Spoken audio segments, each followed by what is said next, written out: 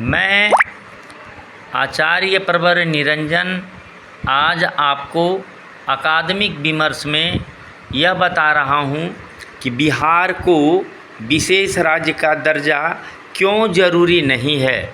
आपने देखा है कि बिहार सरकार ने यह मांग रखी कि बिहार को विशेष राज्य का दर्जा दिया जाए, जिसे भारत सरकार ने अस्वीकृत कर दिया। इसके क्या क्या कारण हो सकते हैं, क्यों नहीं दिया गया, इसकी गहन जांच पड़ताल अधिक की जाए तो कई बात उभर कर सामने आती है। जो राजनेताओं में मतलब वैसे नेता जिनके नीतियों में राज रहता है, वे यह भी बताते हैं कि कुछ मांगें जो है, मांगी जाने वाली मांगें जो है पूरी करने के लिए नहीं की जाती है, बल्कि जनता को दिखाने के लिए भी की जाती है।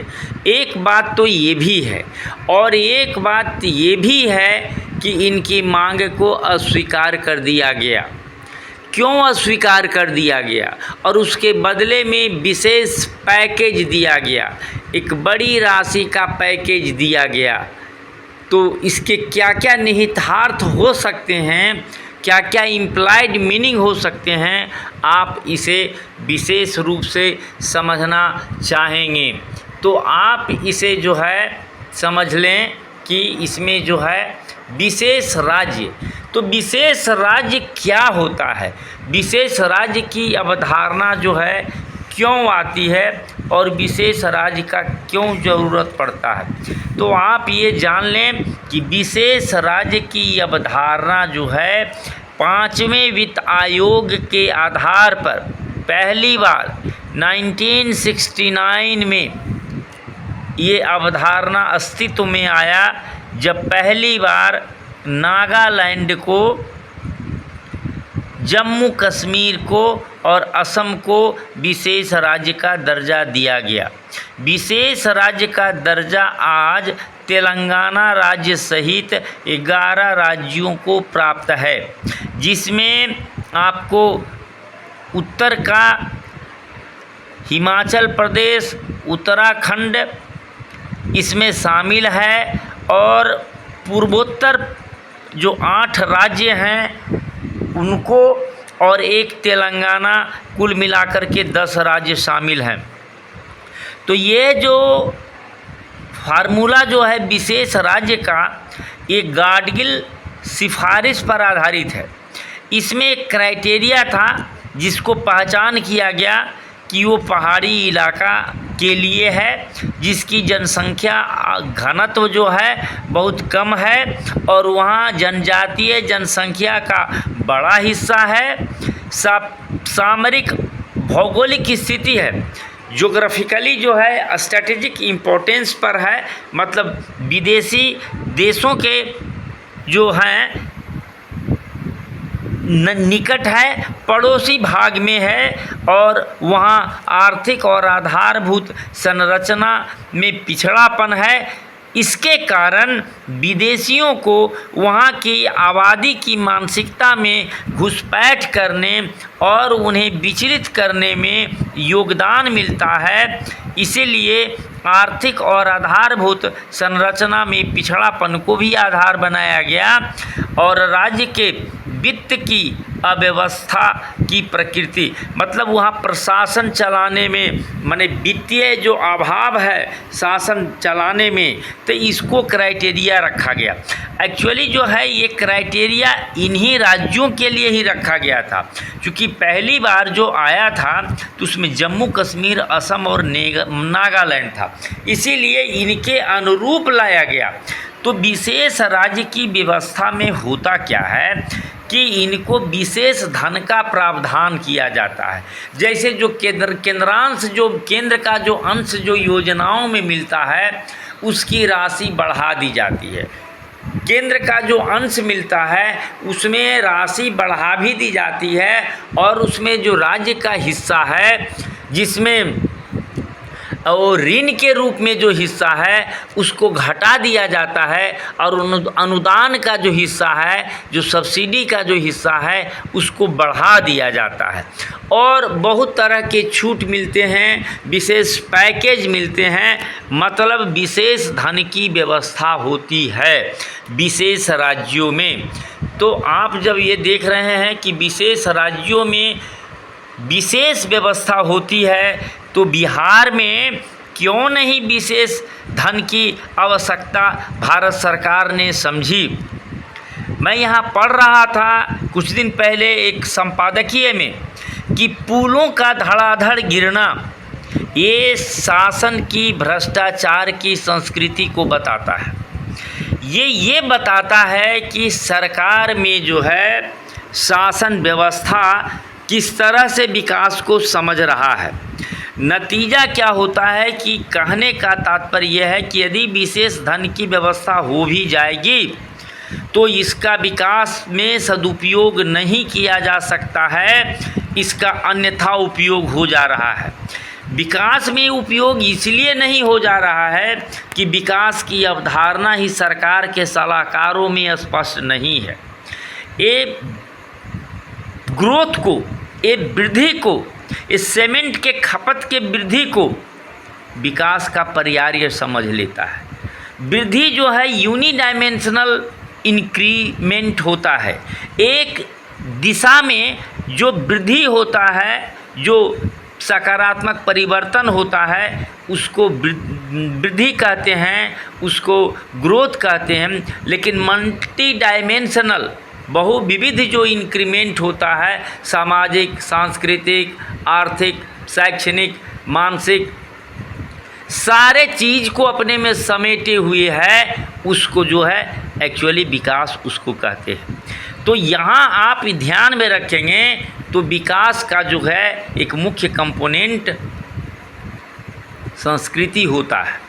तो श्री अरविंद पनगढ़िया नीति आयोग के प्रथम उपाध्यक्ष जो हैं, ये कहते हैं कि poverty reduction requires wealth creation. गरीबी के समस्या के समाधान का उपाय जो है कि उन संपत्ति का सृजन हो। संपत्ति का विविध रूपों में सृजन हो सकता है, पूंजी के रूप में भी हो सकता है और कंजम्पशन के रूप में भी हो सकता है। लेकिन लगता है कि ये जो ग्रोथ, जो ठेकेदारों का जो आधारभूत संरचना के नाम पर सिर्फ जो काम हो रहा है, इससे ठेकेदारी और इससे संबंधित जो पदाधिकारी और जो राजनेतागण हैं, उनमें तो वेल्थ का क्रिएशन हो रहा है। और इस वेल्थ के क्रिएशन का यदि आम जनता पर इम्पैक्ट पड़ सकता है तो इन्फिल्ट्रेशन थ्योरी से पड़ सकता है कि मतलब बड़े लोगों के पास धन का संग्रह अधिक हो तो वो परकुलेट कर करके नीचे चू करके नीचे तक जा सकता है, जो एक बेहुदा अवधारणा आज के युग में माना जाना चाहिए या माना जा सकता है।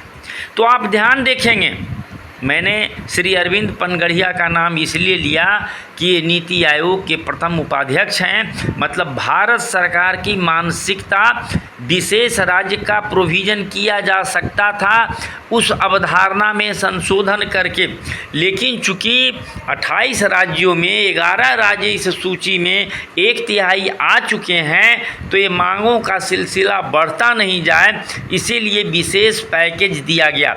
विशेष पैकेज देने का ये मतलब ये भी होता है कि केंद्र सरकार को यह स्पष्ट है कि यहाँ धन का सदुपयोग नहीं किया जा सकता है, नहीं किया जा रहा है। ये राजनीतिक आवश्यकताएं हैं, राजनीतिक व्यवस्थाएं हो सकती है, लेकिन वो मानती है कि भ्रष्टाचार जो है प्रदेश की संस्कृति बन चुकी है।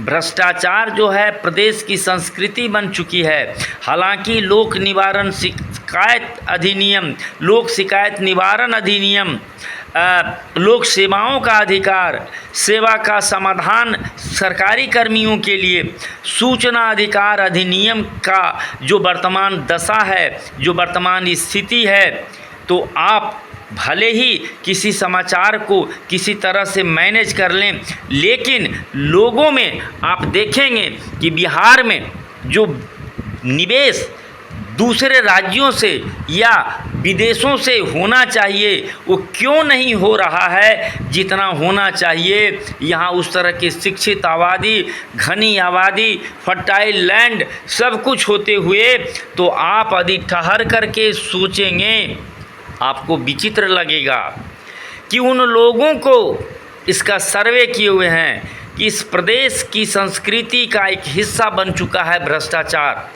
आप इसे माने या ना माने, भ्रष्टाचार प्रदेश की संस्कृति बन चुका है और यहाँ के व्यवस्था में न्यायिक चरित्र का अभाव है।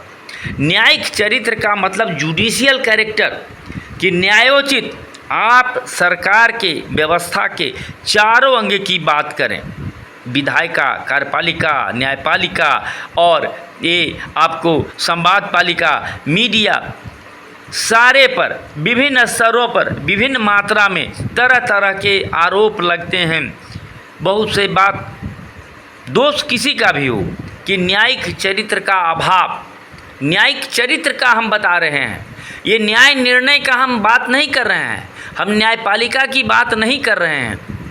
मामले बिना किसी कारण के सालों भर लंबित रखे जाते हैं जिसका कोई औचित्य नहीं होता है। ये न्यायिक चरित्र का अभाव है, यही भ्रष्टाचार है। और इन दोनों के कारण बिहार में जो निवेश होना चाहिए वो निवेश नहीं हो रहा है। तो विकास की अवधारणा जो है, यहाँ जो भ्रष्टाचार एक संस्कृति बनने के कारण और न्यायिक चरित्र के अभाव के कारण धीमा पड़ा हुआ है या सड़ गया है या ये हो गया है। आप ये जो सिर्फ सीमेंट का ग्रोथ जो है इसी को विकास समझ रहे हैं तो आप इसमें करेक्शन कर लें।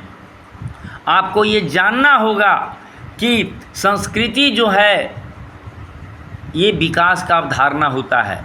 हर राजनेता चाहता है कि वो अतीत का हिस्सा नहीं बने, वो इतिहास का हिस्सा बने। वो अतीत का हिस्सा नहीं बने, इतिहास का हिस्सा बने।